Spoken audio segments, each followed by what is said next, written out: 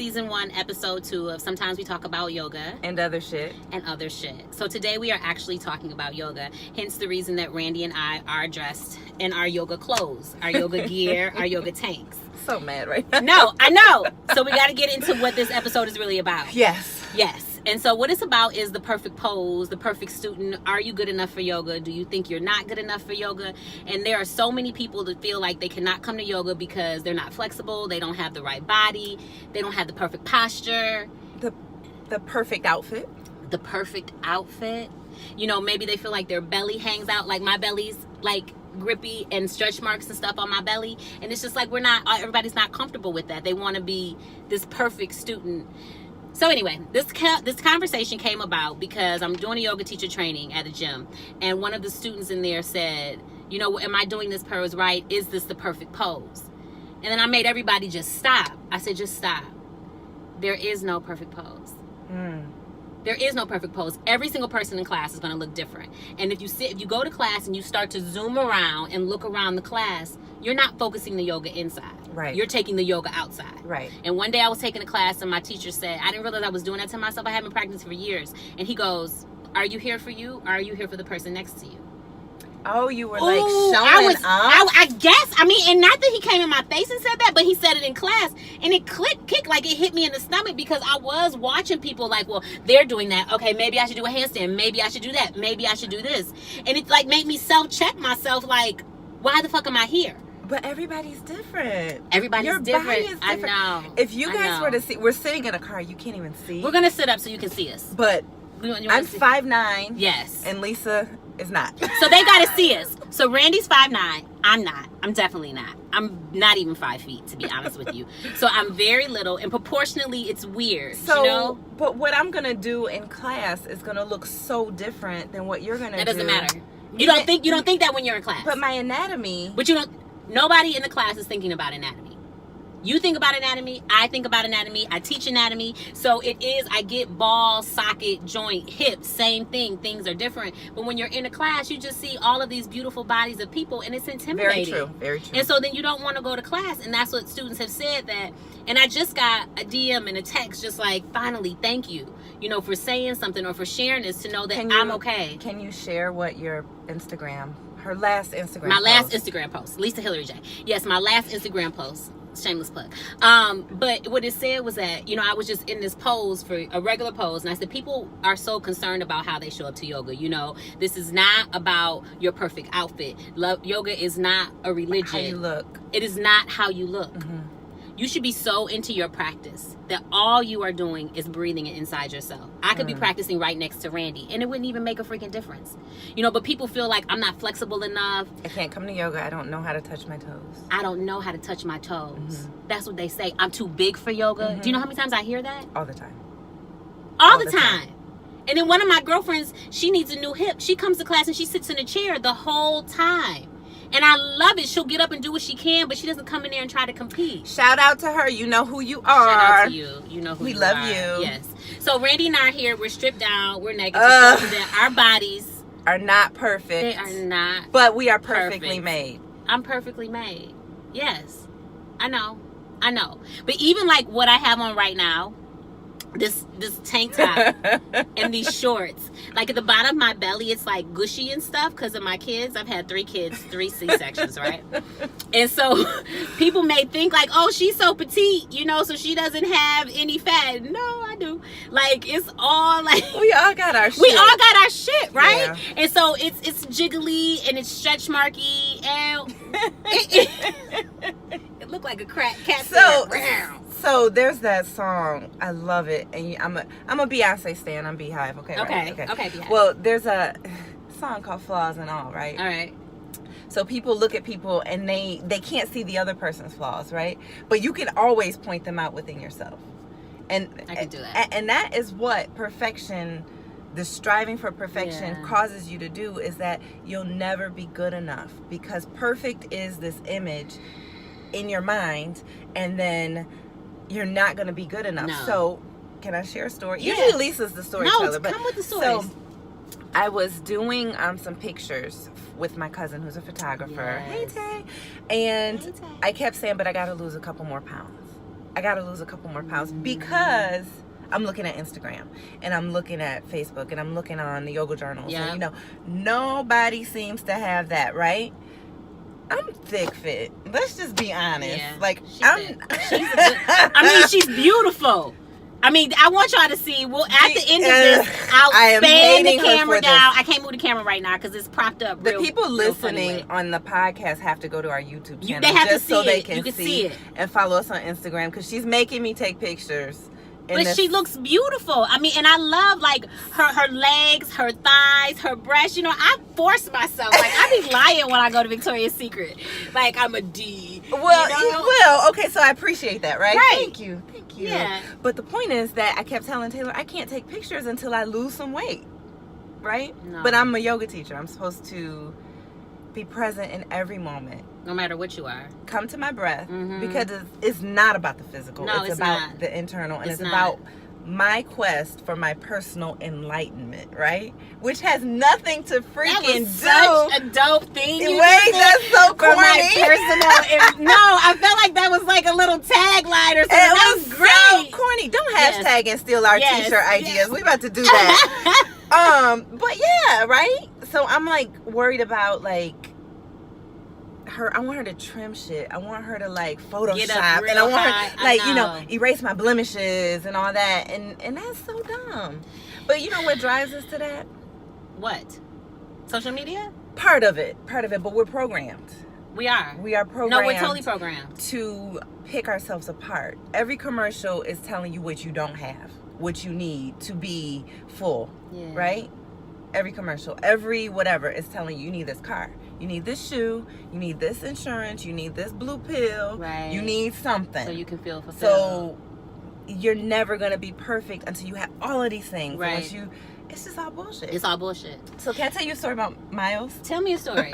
My son, when he was like 8 years old, he ordered something off of Amazon. And the picture on Amazon was one thing. And then when he got it, it was like this mini thing, right? Yeah. And he was like, I don't understand. I want my money back. And we were like, you just got caught up in marketing. And he was like, you know what marketing is? Marketing is lying. A lot of marketing is lying. I'm a marketing major. No, but look, you're so right. And so look, all of us have got caught up in that. Yeah. But how do we bring that to our yoga practice? Into our day-to-day lives? I'm about to tell you, because it was an ego thing for me. You know, if you say nothing else, it was an ego. And I didn't realize I was dealing with my ego. I thought that I'm fine. I'm at some level, you know, of enlightenment or something just because I've been practicing for so long. One, just assuming that is an ego thing. I shouldn't assume that in the first place. And so finally, when I realized, like, why do I care about all these people around me? And why do I care what they think about me or how I think I should flow or what I think I should do or what I have on? Yeah. Or do I think that this fits me right? And then also outside of that, I got to throw this in here because we're talking about that. It's also different being a black girl in the class. Oh, can we talk about it? I know that's a whole nother thing, but it also throws something else on you because typically, and I'm not going to say all over because I'm not just going to do this. I'm just saying from where I'm from, my particular area, showing up in a class as a black girl is already like, oof. Like, you know, and it's not bad, but it does give you a little like, there's an assumption there. There's an assumption, and most of the time it had been for so many years like that I was the only one. So in dealing with, I felt like I had more to prove, right? Because as a black woman, I've always had to have more to prove anyway. I always, you know, now I'm at a different place in life, but growing up, just being black and being a woman, I had to have so much to prove. So walking in there, I got to prove that, I got to prove this. Now I can prove that I can do this practice. Now I feel like I got to prove I can teach this practice. I mean, it was just so many different things on the inside that I was battling with before I had to choke the ego out. You know, like I had to starve it out. Like, how did you choke the ego out? Because I just didn't give a fuck anymore. You know, I just really was like, you were tired. I was tired. I was tired of playing the game. I kept feeling like at some point I was in the Matrix somewhere, and someone's gonna jump out like, whoosh, this is a Matrix. This is the real world. I wanted to be in the real world at all times. Okay. I didn't want to have to keep because when you got to keep proving yourself, and even if nobody thinks you're proving themselves, it's a hard fight inside. If you feel like you got to keep proving yourself to somebody that's not listening, and I'm just over it. Yeah. You know, I'm over it. So now I'm comfortable with my shape, my body, whatever. Okay. Go ahead. So can I tell you? Your research. You about to do some research? Yeah, Okay, go ahead. Your research. Go ahead. I got you. So first of all, Google perfect yoga, and all kinds of crap comes up. Yoga for a fit stomach, yoga for weight loss, yoga for anything that you're insecure about, yoga for whatever. Yeah, that's right? What came up. So that's some bullshit first. Let's talk about that. So that's some bullshit. But then I started saying, okay, let me look up perfectionism. So I have lots of books. Yeah. And someone gave me a book years ago called Meditations for Women Who Do Too Much. And I turned to the page about perfectionism. And this quote hit me. Perfectionism is self-abuse in the highest order. What do you think about that? Ouch. Say it again. Perfectionism is self-abuse of the highest order. So by making myself this perfectionist, or what I think to be a perfectionist, I'm abusing myself. But then I would get mad at somebody else if they were abusing me. Yeah. But okay, so that's a self-check right there. Like, I gotta say, well, I'm abusing myself though. Yeah. And if we take it out into the world, it's not just in our yoga practice. No, it's everywhere. It's everything we do, especially if what your goal is to be perfect. No, and that's not even what yoga is about. No, that's the whole thing. That's not what they call it a practice. It's just a practice. It's a breathing practice first. I mean, and I just told my girl that because she's just like, Lise, I don't know if I want to come. What's your yoga for beginner class? And literally, I'm texting her yesterday, like, just come and do whatever you want to do. Yeah. Like, I don't care. This isn't a competition. This isn't you got to do this. This isn't you got to do that. This is you show up onto your mat, and if you elect to lay down for 60 minutes, lay down for 60 minutes. And I might even give you some dope ass massages the whole time you're laying down. But, like, it's too much in our head where we feel like we got to keep up and compete against the person. You've heard that comparison is the thief of joy? Always have really good quotes. My mother, was she? Shout out to my no. So comparison is a thief of joy. So when you're comparing yourself to the next person and you're trying to become this perfect thing, yoga person, mom, employee, boss, sister, friend, child, student, whatever, it is too much. But what happens is you miss the whole experience. So how much have you missed trying to be perfect? All of it. How many relationships? All of it. Connections have you missed? All of it. Because you shouldn't have to do that. And that's so the where part. have you grown? You haven't. You haven't. And so you keep repeating the same thing over and over again. Because you're striving for something that's unattainable. It's not even worth it. It doesn't even matter. It doesn't even matter. So can I change the perspective? Yes. So perfect is not a bad word, right? It's not a bad word. Maybe perfectionism. Okay. Yeah, so it's not really a bad word. But what if instead of striving for perfection, we strive to master something and we just strive for our personal excellence? Even beyond best, our personal excellence. Our personal excellence. Because if you're striving to master something, it's like you see your goal and you know the steps that you got to take to get there. And at every level that you step up, I'm on my way. I got it. Perfectionism is unattainable. So every time you don't make it, you dig at yourself. You judge yourself. You compare yourself. Because I didn't make it there. This is research too, guys. Yeah. I read a lot of articles. The other thing is that a person that's striving for perfection is never going to ask for help. Because they're a perfectionist. I'm supposed to be something and I'm supposed to get this on my own. If I ask for help, that's weak, right? That's weak. But somebody striving for excellence and mastery is going to hone in and zone in on those mentors, zone in on those other people that have mastered that thing. That thing. I ask, like, how did you do that? What can I do? How can I learn to be better, my best self, my excellent, without doing that thing? So now this was supposed to be like a yoga exposed or a yoga undercover but it is, right? Yes, bare naked yoga. So what I want us to do now is to expose ourselves. So I'm going to move this camera down. Can we talk first? I'm like trying to like stop her, guys, because No, we're not doing this. We're not doing this anymore. We're not doing this anymore. She wants to expose. Yes, I want you to expose. I want you to move. She wants you to show. I want you to move all the insecurities, the library that you have on your visually. lap. So all of you listening, you got to tune into our YouTube channel to so you see can what see. she is. We're exposing. She's not doing it. I agreed to do this. You ready?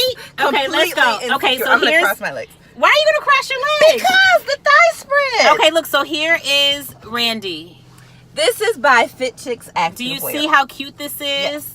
And look, I wish you could see her thighs, but she looks. I'll stand up and I'll take a picture. Okay, we'll post a picture later. Yeah. Okay, and so then here I am with my body. Let me move the camera down. And so do you see how my stomach is wrinkly, my legs, my stretch marks, like all those imperfections that, like, I'm not even trying to get colored in. I think I got a sweat mark. So look, she has a sweat mark. Do you see that? Because her breasts are sweating. So like that's all a part of it too. Is it's just crap. Now I can't get this camera right. You got it. I got it. Okay, cool. That's why we're not supposed to move that in the middle of it. But so all this is just about being imperfect and being okay with being imperfect without trying to fight and make yourself to feel like, oh, my hair should be like this, my body should be like this, my chest should be like this, my face should be like this. We're just two regular girls. So what else did you research? No, you're always asking me to post more yoga pictures, right? And she's not the only one. She's not the only one. A lot of people have asked me to even video my classes. Yes. And it's all about insecurity, and I'm not perfect, so I won't. Is that why you don't do it? Girl, I'm a Virgo. Yes. I didn't know that. Yes, but I'm working on it, Lisa.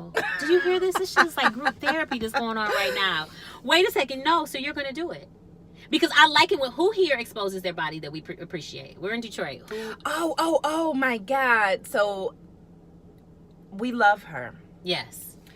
There is a young woman who's a yoga teacher in Detroit, and her name is Adria Moses. So if you follow her, search her name. I can't think of her right now, but we'll get her on the podcast because she has a beautiful story, and I won't spoil that. But Adria has Crohn's disease, or had Crohn's, or is recovering from Crohn's, and she has this huge gaping scar, and she is the most beautiful girl, and she practices in her sports bra and her leggings and her scar, and it is her badge of honor, and it is her story, and she's going through a whole transformation personally as a woman, but as a yoga teacher and as I guess what are they now, like influencers or whatever on social media, because she does have a following, so she's starting a whole different kind of body positive movement, right? And this is what we need, right? Body positivity that's not necessarily the typical body. It's not all about weight. There's that too, because there's the woman on Instagram that we love too. Jessamine Stanley. She's out of North Carolina. I think so. And she's a larger black woman. Girlfriend be posing naked. And I love it. Like, booty, I love it. gut, boobs out. And she is who she is, and she's fierce. And she's fierce and not ashamed of it. So these excuses of I can't go to yoga because I'm not flexible, I can't go to yoga because I haven't lost weight, I don't have the right outfit, my hair is not in the right stage, I don't feel like I look okay, I don't want to compare myself to anybody. Like, they're all just, I'm tired of the BS. You know, go show up to a classroom and figure out what it's about. It's a breathing practice first. And if you show up to a classroom and somebody tries to take you away from that and put you in a competition with someone, then that's not your yoga class. Then you need to go to a different one, because that's not the one that you should be in, because we don't teach that. We teach the breath, the consciousness, the body awareness with the breath and the body. You come here to let all of your stuff out on your mat. You come here to learn how to breathe through life. So then when you get off of your mat, you don't lose your freaking mind and become reactive. So that's how we teach, on top of like chakras and crystals and cool shit. But and other cool stuff. And the irony is, Lisa teaches yoga teacher training. So she teaches potential yoga teachers their whole course so they can get certified and everything else. And we were talking about like poses, everything else, and I was like, Lisa, do you remember that pose, the Siddhasana? Siddhasana is the Sanskrit term, but it's the actual translation is the perfect pose. So it's a seated meditation. You see, crisscross applesauce, hands on your knees. And the way that I was taught, just like that, that's the highest form of yoga. is a seated meditation. So we come and we wonder when we go to class, like, can I do this pose? Is this the right outfit? Do I have the right stuff? Yep. But the question is are you coming to your breath? Right. You know, can you sit there? Can you be still? Can you let the mind go crazy and bounce all over the place? And can you be still through it all? And if the answer is no, then you need to keep coming back every day. Every day. Which is why we feel like we need to do something every single day. Even if you start with a seated meditation, where do I start? Wherever you are, go in your area. You know, find yourself a class, find yourself a teacher, somewhere that's close to you. Pull up stuff. Randy and I will be posting videos on YouTube. You know, how you can have your own personal practice at home, or go live with us when we go live. But until then, even if it's just a seated meditation, no electronics, no devices, and just learn how to breathe and come back to your breath. How do you, as a yoga teacher who teaches yoga teacher training, how do you help students who are really trying to be perfect because now they're going to be a teacher? How do you... because that's a lot of pressure, because when I did yoga teacher training, I knew that a lot of beginners would be coming to my class. So there are things that I still can't do, and I've been practicing yoga for years. I teach stuff all the time I can't do. Exactly. I know how to teach it, verbalize I can teach it, but I can't show you how to do some of those inversions. And so here's the reality of it, is that, let's go back to anatomy, is that my body, I mean, I'm short. Like, you haven't seen me stand up, but I'm a little girl. So there's a lot of stuff. I am a little girl. She's so stupid. But there is a lot of stuff that I can't do because my body won't allow me to do. My arm span is not long enough for me to do some of the poses. I can teach them. That doesn't mean I can do them. And I always say there's a variation to the pose, or to do this or try this. And I don't feel like you don't have to know every pose in yoga in order to teach yoga. Right. You don't. And I'll call stuff all the time. And I'm like, hey, pop up, do this, do that. And I can't do it. No, whatever. I don't even have an ego about it. Like, and so what am I going to do? Like, elastic man my arms? Like, I cannot. Sure. I can't. So the realest thing that I do when I teach yoga teacher training is I'm myself. And who I am right here is who I am with them all the time. And I'm just so blunt and honest. I'm like, look, be who you are when you show up to that class. It doesn't matter who you are. Be who you are. Right. And be respectful. Don't try to teach like me. Don't try to teach like this person. Don't try to teach like that person. Find your voice in your class and speak to your students in your voice. And then if they feel the realness, then they like it. Right. And it's not perfect. I mess up in class all the time. I forget. The right and the left. I forget right and left. I could literally hold my right arm up in front of my face and say, okay, matter. Do this with your left hand. Everybody knows by now. They just laugh. They know what I'm doing. They know what I mean. I forget inhales and exhales. I even forget the flow while I'm teaching it. I'll call out in class and be like, oh crap, what's next? Like, and they'll tell, like, I forget. I totally forget. So, and I'm not perfect. I mess up in class every single time. Yeah. So it is what it is. And I don't want people to feel like that. But the thing is that when you're striving for perfection, you're not real. Right. So I'm not striving for perfection. I'm just striving to be Lisa. That's it. That's it. That's it. Okay. That's it. Deuces. Deuces. Episode 2.